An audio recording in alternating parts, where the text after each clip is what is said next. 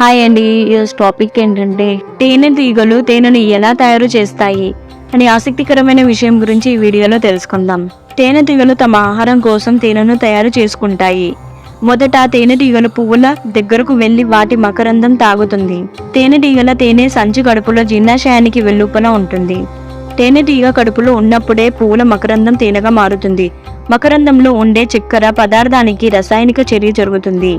తేనె తుట్టకి ఉన్న ద్వారాల ద్వారా వేడి లోపలికి ప్రవేశించడంతో ఈ నీరు ఆవిరైపోతుంది.